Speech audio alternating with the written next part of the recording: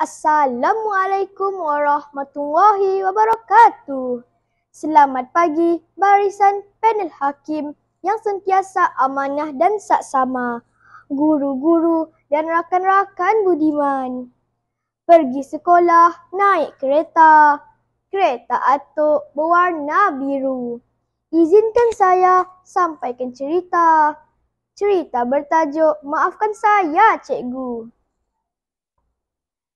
Suasana pagi itu sungguh ceria. Sang mentari pagi mula menampakkan diri. Angin bertiup sepoi-sepoi bahasa. Hiruk pikuk murid-murid jelas kedengaran menyambut kedatangan hari Rabu yang indah itu. Ring, ring, ring. Loceng utama dibunyikan. Guru-guru bergegas menuju ke kelas masing-masing. Seluruh bilik bergema dengan ucapan selamat pagi, cikgu. Bangun! Amri meninggikan suara agar didengari oleh semua murid di kelasnya. Semua rakan-rakannya berdiri di tempat duduk masing-masing. Selamat pagi, cikgu. Ucapan hormat murid tahun 6 gemilang bergema menyambut kedatangan Cikgu Badri. Selamat pagi, balas Cikgu Badri sambil tersenyum. Cikgu Badri tersenyum puas kerana didikannya tercapai. Bagi Cikgu Badri, bukan sahaja kebijaksanaan muridnya menjadi kayu pengukur pencapaian usahanya sebagai seorang guru. Lebih penting baginya ialah sikap hormat dan disiplin muridnya. Sedang Cikgu Badri menulis di papan tulis, Cikgu Badri terpandang akan Amirul yang duduk di satu sudut belakang kelasnya. Wajahnya sugul, tidak menunjukkan kegembiraan seperti biasa. Seperti ada 1000 macam masalah yang bermain di mindanya. Cikgu Badri terus merapati Amirul. Amirul, kenapa kamu bersedih? Ada apa-apa masalah yang kamu hadapi? Cuba kamu beritahu cikgu, kata Cikgu Badri. Cikgu, duit saya telah hilang. Tadi saya simpan di dalam beg, sekarang telah tiada. Tentu saya akan dimarahi oleh ibu jika dia tahu, cikgu, jelas Amirul.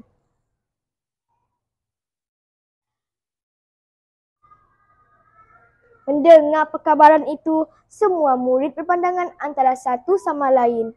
Semua menunjukkan wajah takut dan bimbang. Cikgu Badri seorang yang tegas. Beliau amat tidak menyukai sikap suka mencuri dalam kalangan muridnya. Tercabar juga kesabarannya. Aku harus mencari jalan agar tidak ada muridku yang tersinggung. Aku harus bertindak segera agar masalah Amirul dapat diselesaikan. Bisik hati Cikgu Badri. Cikgu tidak akan menuduh siapa-siapa yang mengambil duit Amirul. Namun, cikgu dapat mengagak. Siapa orang itu? Bentak Cikgu Badri. Siapa yang mengambil, cikgu harap dapat menyerahkannya di atas meja cikgu tepat jam 10 pagi. Tepat jam 10 pagi, Cikgu Badri keluar dari biliknya. Beliau sempat memasang kamera melalui telefonnya. Belum pun sempat Cikgu Badri melangkah keluar, Zaki datang hampirinya. Dia mengaku bahawa dia yang mencuri wang Amirul. Hari berganti hari, minggu bertemu minggu. Bulan beredar dan tahun berganti tahun. Cikgu Badri telah bersara dan membuka sebuah restoran iaitu restoran Cikgu Badri. Zaki pula telah melanjutkan pelajarannya ke sebuah universiti terkemuka. Semenjak pengakuannya di hadapan Cikgu Badri, Zaki berubah. Dia berazam akan belajar bersungguh-sungguh.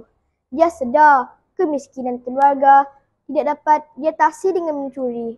Dia harus berusaha dan berdikari untuk membalas jasa kedua orang tuanya.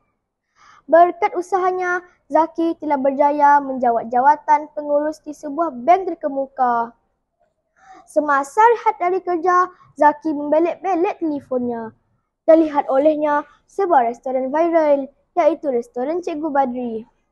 Terus Zaki teringat akan Cikgu Badri. Suatu hari, Zaki telah dapat menjejaki restoran Cikgu Badri. Zaki terus pergi dengan harapan akan berjumpa dengan Cikgu Badri. Sedang Zaki duduk di satu meja, datang seseorang lelaki menghampirinya. Assalamualaikum. Siapa lelaki itu? Waalaikumsalam. Balas Zaki. Adakah ini Cikgu Badri? Seseorang yang berdiri di hadapan saya ini. Ya, saya Cikgu Badri. Balas Cikgu Badri. Saya Zaki, Cikgu.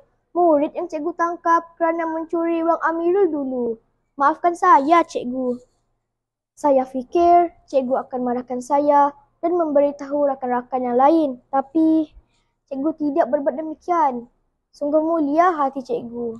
Zaki, Cikgu tidak pernah mengingatinya. Ingat satu perkara, Zaki. Manusia tidak dapat lari dari membuat silap. Hukuman, cacian dan maki hamun tidak dapat mengubah segalanya. Semenjak itu saya sedar, Cikgu, mencuri tidak dapat mengatasi kemiskinan. Saya harus belajar bersungguh-sungguh untuk berjaya. Sekarang saya telah bekerja di sebuah bank. Jika Cikgu perlukan pertolongan, saya sedia membantu. Sekali lagi, maafkan saya, Cikgu. Cikgu dah lama maafkan kamu. Balas Cikgu Badri. Zaki beredar dari restoran Cikgu Badri dengan rasa yang amat tenang. Tenang kerana telah memohon maaf.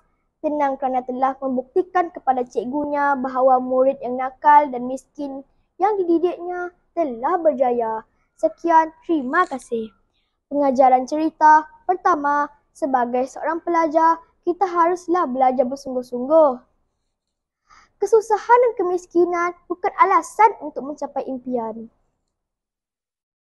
Kedua, janganlah kita menyimpan dendam antara satu sama lain. Jadilah orang yang sentiasa memaafkan kesilapan orang lain. Assalamualaikum warahmatullahi wabarakatuh.